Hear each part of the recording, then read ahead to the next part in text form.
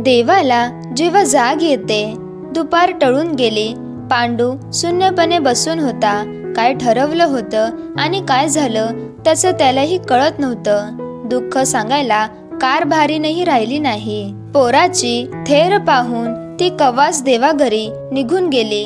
पण तरीही पांडूने हार मानली नव्हती. पोरग सुधारेल म्हणून तो वाट पाहत होता.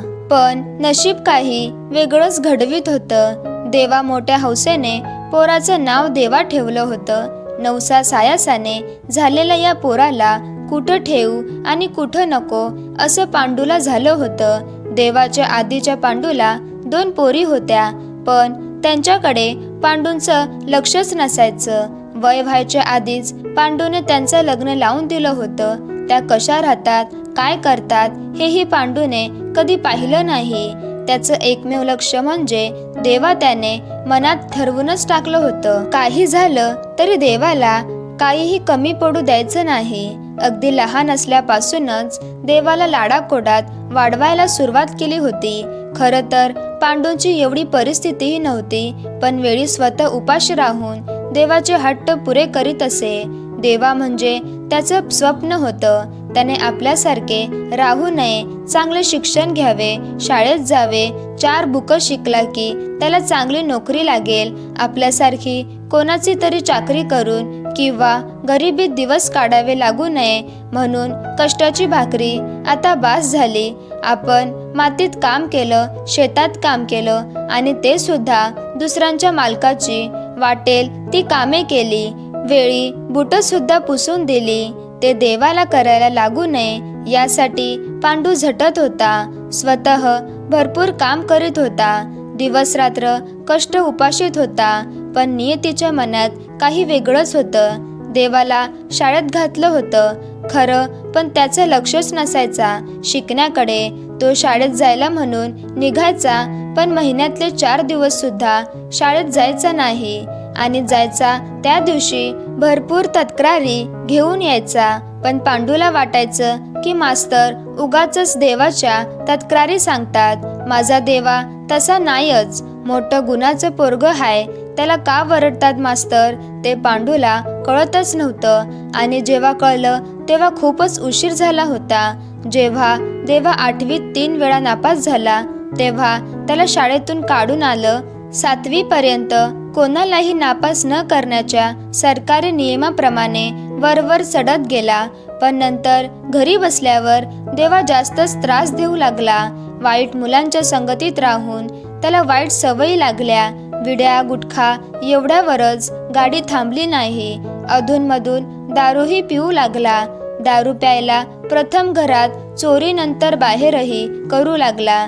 या साऱ्याचा पांडूच्या बायकोने धसका घेतला. ती आजारी पडली. आजारपणात खर्च करायला पांडूकडे दमडीही नव्हती. रोज मरत मरत एक दिवस खरंच देवाकडे गेली.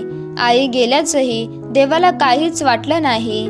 आपलं कोड कौतुक पुरवायला बाप होताच की अशीच देवाची भूमिका असावी. आज पांडूला मात्र याची जाणीव झाली की आपलं चुकलं. सगळे आपल्याला सांगत होते, पांडू तुझा पोरगा बिघडत चाललाय.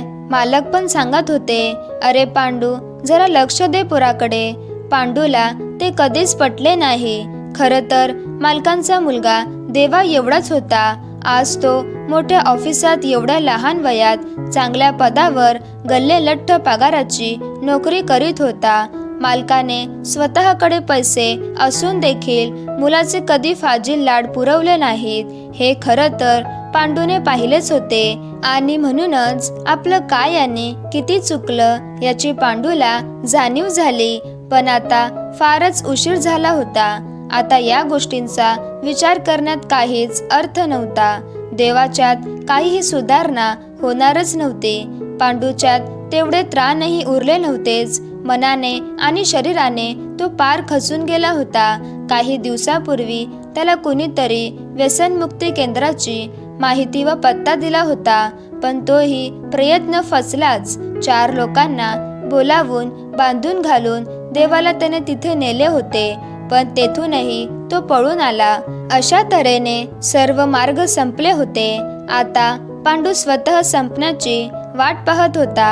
देवाची सर्व थेर पांडूला पाहावत नव्हती. आता देवाच्या हट्टाकरिता पांडूकडे काहीच नव्हतं. कारभारणीने तिच्या हौसेने, तिच्या कुवतीने, मालकाने काही बाही दिलेलं जपून ठेवून संसार सांभाळला होता, पण तोही देवाने विकून खाल्ला होता. गेल्या कित्येक दिवसात पांडूच्या पोटात अन्नाचा कण नव्हता. दिवसेदिवस तो क्रुश होत चालला होता. उभे राहण्याची ताकदही नव्हती. त्याच्या अंगात देवाच्या विचाराने त्याचा मेंदूही काम करत नव्हता. आजही तेच विचार घेऊन तो सुन्न बसला होता. तेवढ्यात भेलकांडा जात असलेल्या स्थितीत देवा येताना दिसला.